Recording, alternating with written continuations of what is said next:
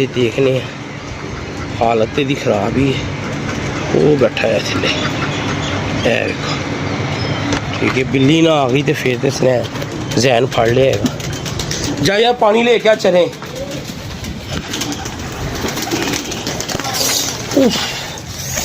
ओए होए कैसे बच गई। पकड़ ले नीचे जाके।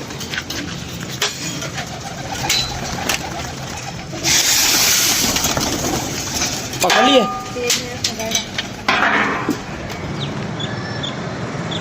ओ पकड़ ले साईं।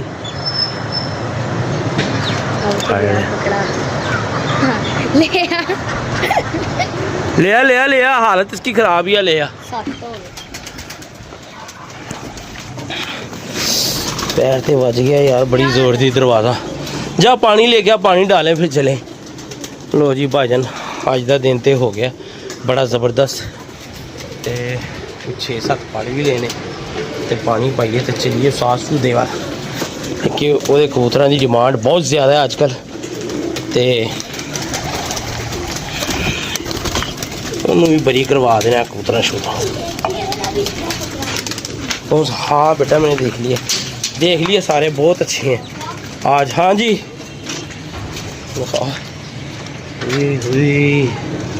आ जाओ ऊपर। ये पकड़ इसकी हालत को क्या हुआ।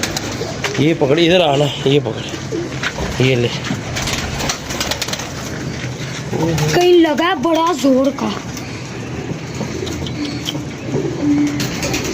ओए होए बेचारा यार इन्हें दाना भी खादा है। इत्थे उतरिया होना है फिर दाना खान। ये मैं लगा लत्ता भी खराब। चलो कोई गल नहीं इनू छड़ दो आप ही खाता पीता रहेगा। ये बैठा जो आ जाए मेरे चल ठीक है। लो जी भाई यार पानी भर के तो ले आया कर। अद्धियां कुंडियां भी नहीं पूरियां होंदियां यार।